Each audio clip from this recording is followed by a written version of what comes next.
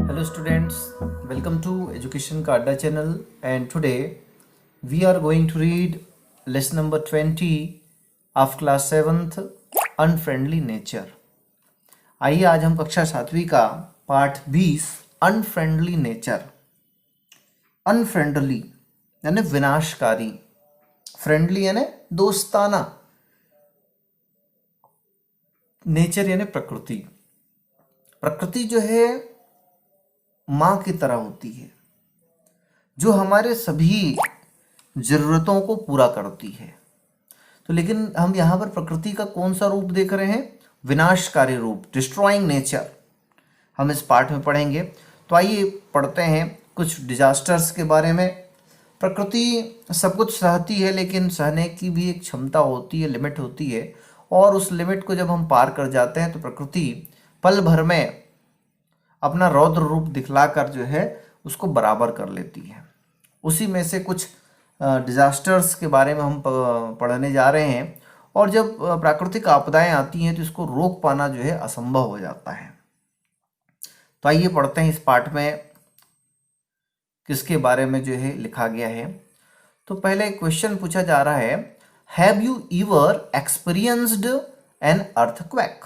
पूछा जा रहा है कि क्या आप लोग कभी जो है आपके एरिया में भूकंप आता है? तो हम जहाँ रहते हैं, हम छत्तीसगढ़ में रहते हैं, हमारी धरती जो है लैंड लॉक्ड एरिया है, भू अवस्थित हम जो है जगह पर रहते हैं। हम जहाँ रहते हैं वहाँ चारों ओर क्या है? स्थल ही स्थल है, भू अवस्थित है, लैंड लॉक्ड एरिया है। और भूकंप अधिकतर कहाँ आता है? जहाँ पर जो है समुद्र हो या पर्वत घाटी वाला जगह होता है, वहाँ पर जो है अर्थक्वेक्स जो है ज़्यादातर आते हैं। तो हम लोगों ने इसको एक्सपीरियंस नहीं किया है। Natural disasters are sudden changes in the environment which cause damage and destruction. यहाँ पर बताया गया है कि जो प्राकृतिक आपदा होते हैं, नेचुरल डिजास्टर्स, प्राकृतिक आपदाएं जो होती हैं, वो सडन चेंजेस, अचानक परिवर्तन के कारण जो है, वातावरण में अचानक परिवर्तन के कारण होता है। विच कॉज डैमेज, जो है हमको डैमेज पहुंचाता है, टूट फूट करता है, एंड डिस्ट्रक्शन, विनाश जो है ला देते हैं, ऐसे होते हैं। These includes earthquakes. इसमें क्या क्या शामिल है? इंक्लूड यानी शामिल होना। क्या शामिल है भाई? तो अर्थक्वेक भूकंप, ड्रॉट सूखा, लैंडस्लाइड्स भूस्खलन, एंड साइक्लोन चक्रवात, ये सब जो है प्राकृतिक आपदा के अंतर्गत आते हैं। क्या क्या हम लोगों ने पढ़ा? अर्थक्वेक्स भूकंप, ड्रॉट सूखा, लैंडस्लाइड्स भूस्खलन, एंड साइक्लोन्स चक्रवात, ये जो है प्राकृतिक आपदाएं हैं।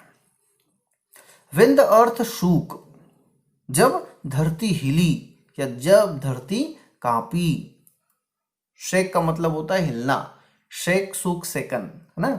तो कब की घटना है ये? 28 जनवरी 2001 की घटना है। More than 13,000 people were killed, at least 15 lakh injured and 7.5 lakh houses destroyed in Gujarat in the earthquake of 26 जनवरी 2001। तो ये 26 जनवरी 2001 की घटना है। 13,000 लोग, मोर देन 13,000 से ज़्यादा लोग जो है क्या हो गए? वर किल्ड, मारे गए, जान से मारे गए। एटलीस्ट 15 लाख, 15 लाख लोग इंजर्ड हुए, इंजर्ड यानी घायल हो गए, और 7.8 लाख हाउसेस डिस्ट्रॉयड, घर जो है डिस्ट्रॉय हो गए, तबाह हो गए इन गुजरात की बात है। देखिए, सोचिए कितना भयंकर जो है अर्थक्वेक आया था, जिसमें 13,000 लोग मारे गए, 15 लाख लोग घायल हुए, बहुत बड़े पैमाने पर आया था। An earthquake is a series of shocks that results from sudden movements below the surface of the earth. और ये जो अर्थक्वेक होता है वो क्या है? सीरीज ऑफ शॉक्स, झटकों का एक क्रम है, that results from sudden movements below the surface of the अर्थ। ये जो है हमारे धरती के सरफेस में, सतह के नीचे जो है सडन मूवमेंट, अचानक मूवमेंट होने के कारण, सतहों में गति होने के कारण जो है होती है। Earthquakes takes place when large plates of land collide with each other releasing energy. और यहाँ पर बताया गया कि अर्थक्वेक कब आता है, तो अर्थक्वेक्स टेक प्लेस यानी भूकंप आता है when large plates of land, जब धरती के बड़े बड़े जो प्लेट होते हैं वो कोलाइड होते हैं, टकराते हैं, विथ ईच अदर, एक दूसरे से, और क्या करते हैं, रिलीजिंग एनर्जी, ऊर्जा मुक्त करते हैं, तब जो है भूकंप आता है। The strength of N earthquake is measured by Richter scale bye an instrument called seismograph. और जो भूकंप की तीव्रता होती है, स्ट्रेंथ होती है, उसको कैसे मापते हैं, मेजर्ड यानी मापा जाता है यूजिंग अ रिएक्टर स्केल, यानी रिएक्टर पैमाने के द्वारा मापते हैं। और मापने का काम कौन करता है, इंस्ट्रूमेंट करता है। इंस्ट्रूमेंट यानी होता है यंत्र, और उस यंत्र का नाम क्या है, सिस्मोग्राफ। भूकंप मापी यंत्र होता है जिसको सिस्मोग्राफ कहते हैं। अब यहां पर बताया गया है what should you do for your safety during an earthquake. आपको क्या करना चाहिए, व्हाट शुड यू डू, क्या करना चाहिए फॉर योर सेफ्टी, अपनी सुरक्षा के लिए, ड्यूरिंग एन अर्थक्वेक, अर्थक्वेक के समय आपको क्या करना चाहिए और नहीं करना चाहिए। तो यहाँ पे दिया गया है डू एंड डोंट डू। तो पहले हम देखते हैं व्हाट शुड वी डू, हमको क्या करना चाहिए। Bend down under a desk or cot, पहली बात बताई गई है कि हमको झुक जाना चाहिए under the desk or cot, किसी भी टेबल के नीचे पर, कॉट यानी खटिया पलंग है उसके नीचे चले जाना चाहिए। Stay there till the shocks stop, और जब तक झटके रुक नहीं जाते तब तक हमको वहीं रहना चाहिए। Stay away from glass Windows, glass window यानी जो कांच की खिड़कियां हैं उससे हमको स्टे अवे, स्टे यानी ठहरना, अवे यानी दूर दूर रहना चाहिए। Outside move away from trees, sign boards, buildings and electric poles and stop driving during tremors. इसमें बताया गया है कि हमको आउटसाइड मूव अवे, हमको दूर रहना चाहिए, फ्रॉम ट्रीज, पेड़ के नीचे से, साइन बोर्ड्स जो बड़े बड़े फ्लैक्स लगे रहते हैं उससे दूर रहना चाहिए, बड़े बड़े बिल्डिंग्स से दूर रहना चाहिए, एंड इलेक्ट्रिक पोल्स जो बिजली के खंभे होते हैं उससे भी हमको दूर रहना चाहिए। एंड स्टॉप ड्राइविंग, हमको गाड़ी चलाना भी बंद कर देना चाहिए ड्यूरिंग ट्रेमर्स, ट्रेमर्स यानी कंपन जब तक आते रहता है तब तक हमको ये सब चीज़ें नहीं करनी चाहिए। यानी कि हमको किसी भी पेड़ के नीचे नहीं रहना चाहिए, हमको वहाँ से दूर चले जाना चाहिए, बिल्डिंग से दूर चले जाना चाहिए, इलेक्ट्रिक पोल से दूर चले जाना चाहिए, और गाड़ी चलाना भी बंद कर देना चाहिए। डोंट डू, क्या नहीं करना चाहिए, तो do not push others or stand under fan, हमको जो है दूसरे व्यक्ति को धक्का नहीं देना चाहिए, और हमको पंखे के नीचे नहीं खड़े होने चाहिए। Don't use the lift in big buildings, बड़े बड़े जो बिल्डिंग होते हैं, फ्लैट होते हैं, उसमें हमको लिफ्ट का उपयोग नहीं करना चाहिए। डोंट लाइट फायर्स, आग हमको नहीं जलाना चाहिए भूकंप के समय। Don't rush out of stadium, stadium के बाहर हमको नहीं भागना चाहिए। Don't travel just after an earthquake, और अर्थक्वेक के बाद हमको जो है ट्रेवल यानी यात्रा नहीं करनी चाहिए। तो ये सावधानियां हमको बरतनी चाहिए। We should follow this instructions to avoid injuries, है ना, चोटिल होने से बचने के लिए हमको ये चीज़ें उपयोग करना चाहिए। अब दूसरी चीज़ हम पढ़ते हैं फ्लड्स के बारे में, बाढ़ के बारे में।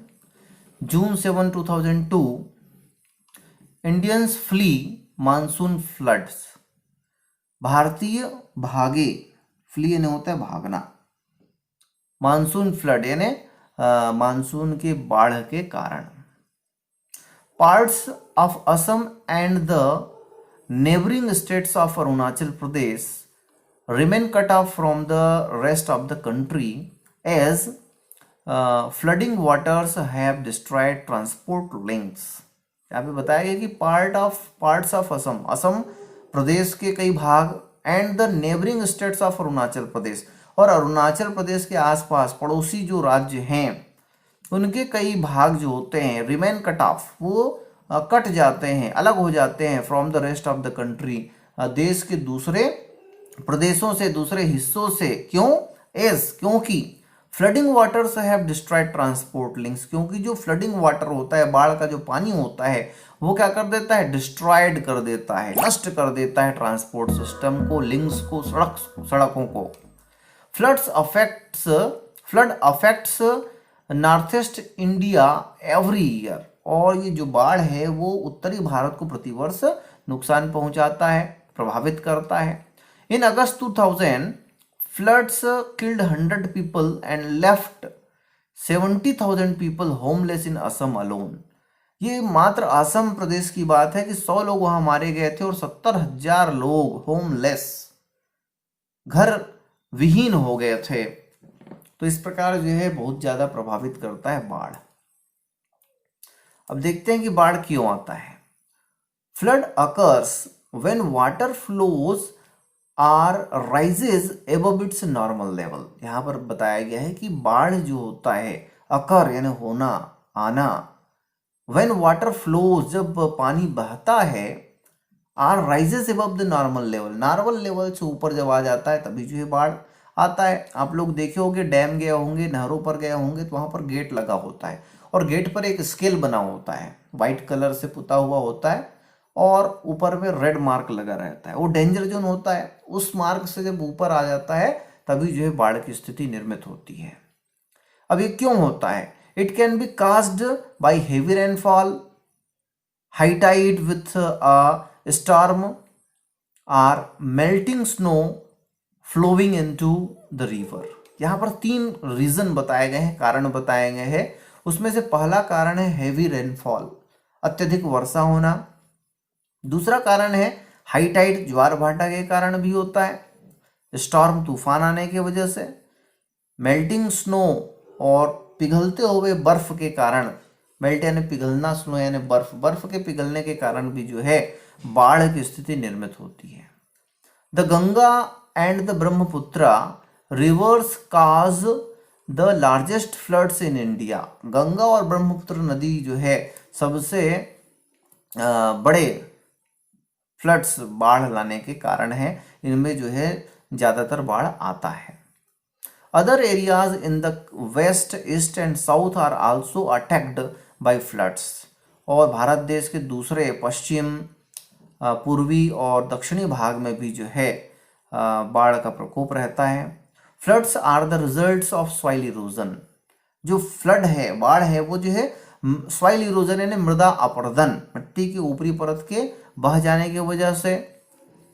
The silting of river beds, जो सिल्ट होता है, सिल्ट यानी गाद, कचड़े समझिए, जो रिवर पर जम जाते हैं उसकी वजह से। Or collapse of dam, collapse यानी ढह जाना, डैम के बह जाने के कारण भी बाढ़ की स्थिति निर्मित होती है। अब आइए इसमें बताया गया है कि what should you do if heavy rain cause flood in your area. अब आप क्या करेंगे यदि जो है, आपको क्या करना चाहिए? व्हाट शुड यू डू, क्या करना चाहिए जब अत्यधिक वर्षा की वजह से बाढ़ आए? तो do and don't do, do यानी आपको करना चाहिए और डोंट डू यानी आपको नहीं करना चाहिए। तो हम पहले देखते हैं क्या क्या करना चाहिए। Know the route to the nearest safe shelters. आपको जो है नो यानी जानना चाहिए, क्या जानना चाहिए? रूट, रास्ता। To the nearest safe shelters, जो सुरक्षित आश्रय हैं, जहां पर आप बाढ़ से बच सकते हैं, ऐसे जगहों के बारे में, रास्तों के बारे में आपको पता होना चाहिए। Keep medicines, strong ropes, radio, torch, batteries. आपको जो है मेडिसिन यानी दवाइयाँ, स्ट्रॉन्ग रोप्स यानी मजबूत रस्सियाँ, रेडियो, टॉर्च और बैटरीज जो है अपने पास रखने चाहिए। Store clothes, dry fruit, fresh water, kerosene, candles and match boxes in polythene bags in a kit. आपको एक किट बनाना चाहिए बरसात के समय, उसमें आपको सूखे कपड़े, ड्राई फ्रूट, सूखे भोजन, फ्रेश वाटर, ताजे पानी, केरोसिन, मिट्टी का तेल, कैंडल यानी मोमबत्ती, मैच बॉक्स यानी माचिस की डिब्बी जो है पॉलीथीन बैग में भर के रखनी चाहिए। Listen to the local radio and watch TV for warnings, आपको लोकल रेडियो, स्थानीय रेडियो को सुनना चाहिए और टीवी देखना चाहिए। क्यों देखना चाहिए? आपको जो है ताकि चेतावनियां मिल सके, इसलिए देखनी चाहिए। ड्रिंक बॉइल्ड वाटर, उबला हुआ पानी आपको पीना चाहिए। तो ये सब काम जो है बाढ़ के समय हमको करना चाहिए। डोंट डू, क्या नहीं करना चाहिए? तो don't eat food that has got wet in flood waters, आपको जो है ऐसा भोजन नहीं करना चाहिए। डोंट ईट, नहीं खाना चाहिए। क्या? ऐसा भोजन नहीं खाना चाहिए जो गॉट वेट, गीला हो गया हो बाढ़ के पानी में। Do not remain on empty stomach, खाली पेट नहीं रहना चाहिए बाढ़ के समय। Do not get into water to unknown depth and current, आपको जो है अननोन डेप्थ, जिसकी गहराई आप नहीं जानते हैं, जिसकी धारा का प्रवाह आप नहीं जानते हैं, ऐसी जगहों पर आपको, ऐसे पानी पर आपको नहीं उतरना चाहिए। Do not drink tap water without boiling, और आपको जो है बिना पानी को उबाले नहीं पीना चाहिए। तो ये सब चीजें जो है हमको ध्यान रखनी चाहिए बाढ़ के समय। अब हम देखते हैं तीसरी चीज, वो है सूखा। पानी अत्यधिक आए तब भी परेशानी है, पानी अत्यधिक कम आए तब भी परेशानी है ना। तो हमारे देश में दोनों स्थितियां आती हैं, ज़्यादा पानी भी कम पानी भी। तो जब एकदम पानी की कमी हो जाती है, आप देख पा रहे हैं इस पिक्चर में, धरती फट जाती है ना, और ऐसे में कोई भी उपज नहीं हो पाता है। तो आइए हम पढ़ते हैं। Every year village near Bikaner in Rajasthan spend the period between July and September in waiting and praying for rains. इसमें बताया गया है कि प्रत्येक वर्ष, every year, village near Bikaner in Rajasthan, Rajasthan प्रदेश के बीकानेर शहर के आसपास के जो क्षेत्र हैं, spend the period between July and September, जुलाई और सितंबर के बीच का जो समय होता है वो क्या करते हैं? इन वेटिंग, इंतजार में, एंड प्रेइंग, प्रार्थना में बीतता है। किसके प्रार्थना, किसके लिए प्रार्थना?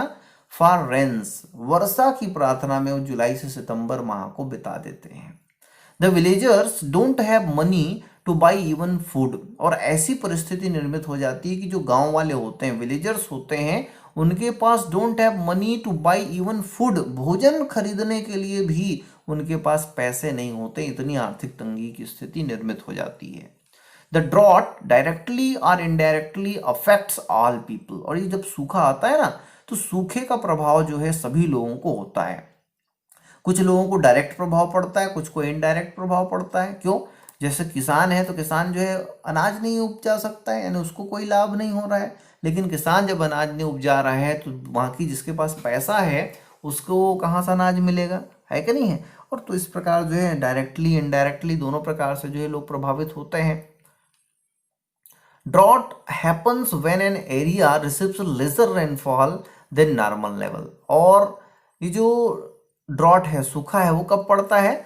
जब पानी जो है वो कम गिरता है। Receives lesser rainfall than normal levels, जो नॉर्मल लेवल है उससे कम पानी गिरता है तो सूखा पड़ जाता है। It is a condition of acute scarcity of water, पानी की अत्यधिक कमी होने की स्थिति को हम क्या कहते हैं? सूखा पड़ना कहते हैं। फूड, फॉडर एंड एम्प्लॉयमेंट, और इसकी वजह से न तो भोजन मिलता है, स्कैरसिटी ऑफ वाटर, पानी नहीं मिलता है, भोजन नहीं मिलता है, पशुओं के लिए चारा नहीं मिलता है, फॉडर एंड एम्प्लॉयमेंट, रोजगार भी नहीं मिल पाता है।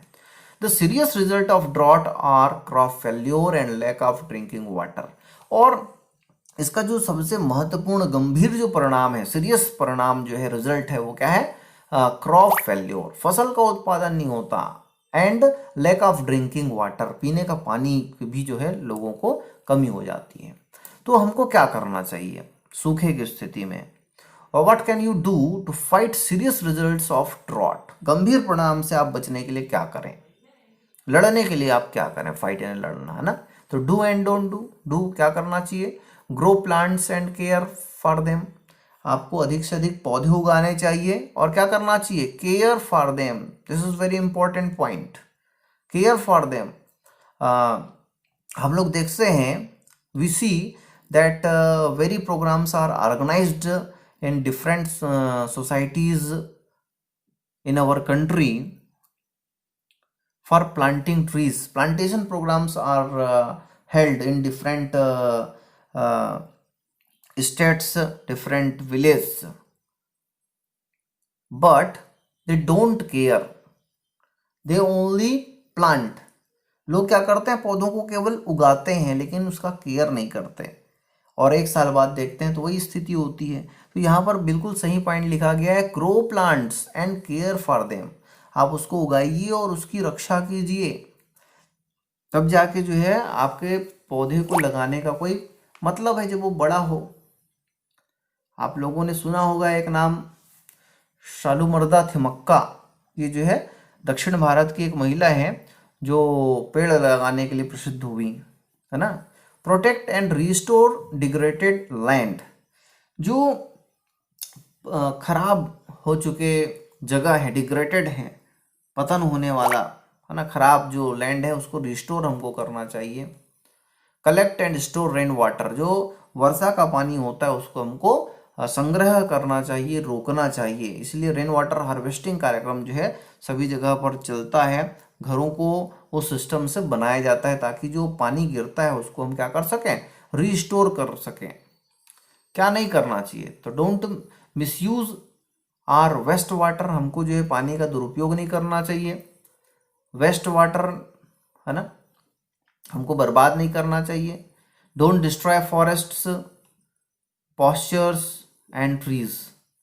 हमको जो है जंगलों को, घासों को, पेड़ पौधों को बर्बाद नहीं करना चाहिए। Don't let domestic animals overgraze. जो हमारे डोमेस्टिक पालतू जानवर हैं उसको, उसका ओवरग्रेज है ना, अत्यधिक चारण के लिए उनको नहीं छोड़ना चाहिए। तो इस प्रकार जो है ये लेसन यहाँ पर समाप्त होता है। यदि ये लेसन जो बेस्ड है, किस पर बेस्ड है, न्यूज़पेपर क्लिपिंग से। न्यूज़पेपर ये समाचार आए हैं उसी को हम लोगों ने पढ़ा है। यदि वीडियो आप लोगों को पसंद आया हो तो जरूर लाइक कर दें, शेयर कर दें, और जिन साथियों ने अब तक हमारे चैनल एजुकेशन का अड्डा को सब्सक्राइब नहीं किया है सब्सक्राइब कर लें। बेल आइकन को जरूर दबा लें जिससे आपको हमारे अगले एजुकेशनल वीडियो का नोटिफिकेशन मिल पाएगा और आप उसको देख पाएंगे। धन्यवाद।